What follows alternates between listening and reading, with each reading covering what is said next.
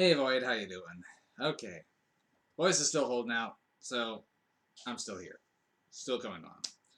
Okay, back to the numericals that I've been working on. 9. Steve, we can't get any more numerical than that, can we?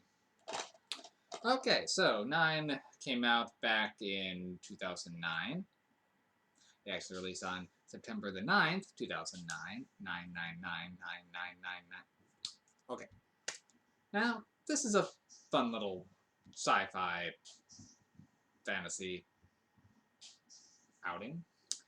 It's based on a 11-minute short that was entered in a film festival.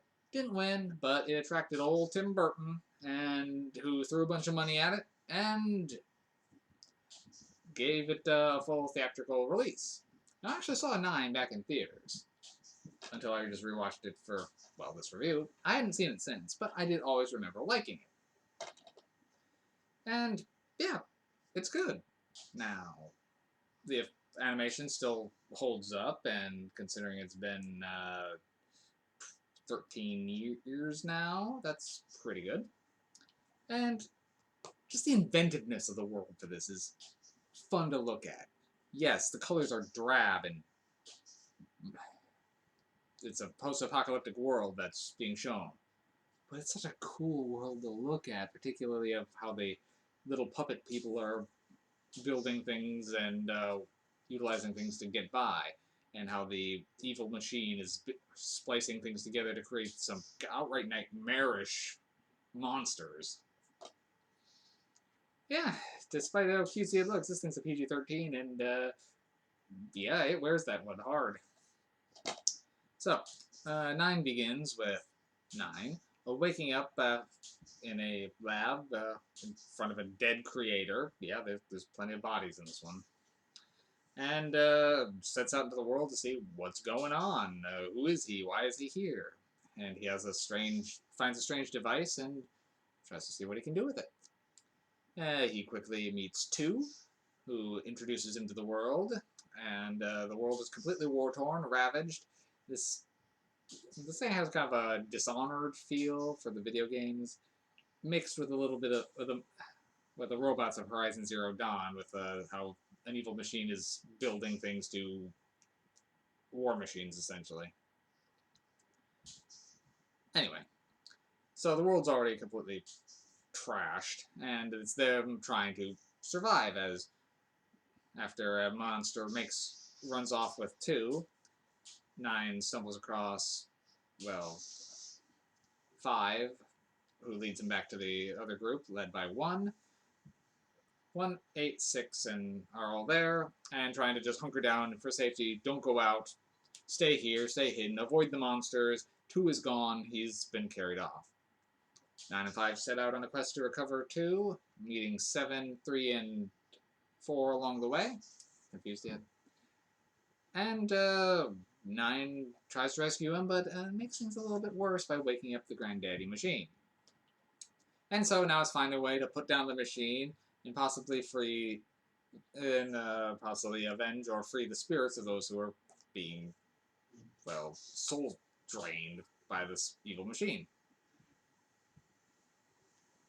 There's a lot going on here, but it does a very good job of slowly introducing you to things. It lets you kind of pick it up as you go. It does tell some stuff through flashbacks, but for the most part, you're left to kind of accept and understand the world as it's presented to you. It's a very cool way of telling the story. The animation is beautiful. The voice cast is great in this. Elijah Wood is 9, but you also have like John C. Reilly, who's pretty unrecognizable in this. For this movie, it's not a comedy. It's a sci-fi drama, I'd say, with a bit of action mixed in. So he's a bit in a lesser actor would be out of place. He fits perfectly in. And you also have Jennifer Connelly, Kristen Glover. There's a lot of good voices here, and considering the cast is all of, for the most part, a narrator and 9 characters, not since machines don't really talk much, you get to know them fairly well, despite how little screen time some of them get. And that's kind of the only issues I have with this. The movie is just a little over an hour. It's like 70 minutes. I wanted more. I want to get to know these characters a bit more. I wanted more screen time for 3 and 4 and 6. They didn't really get enough chance to develop as much as I would have liked. I mean, you get a bit about 7, but 7 was living away from the others. Why was she kicked out? It's kind of indicated that she wanted not to be under one's oppressive rule, but I wanted to know more about that. I wanted to maybe see a little bit more epiloguing here. I want more, which is a good thing to say, but it's almost frustrating that this is all there is for 9. It could have made a cool series, or they could have spun off something here. I wanted to see more 9. So, as is, I can give 9 7 MacGuffins. 7. Which, coincidentally, was my favorite character. So, but this one definitely feels, you could just look at it and you could see Tim Burton coming a mile away. He wasn't part of the original short, but you can see why he would want to pick this up and throw money at it. It's very Tim Burton in style. Not that that's a bad thing.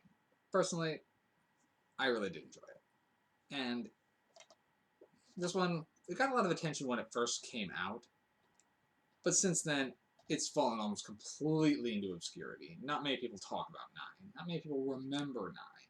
So, if you haven't seen it, give it a chance. I do recommend seeing 9, at least once. It's well worth seeing, just for the animation alone. Alright, and that's all for that one. See if my voice can hold up for another one, eh, guys? Okay.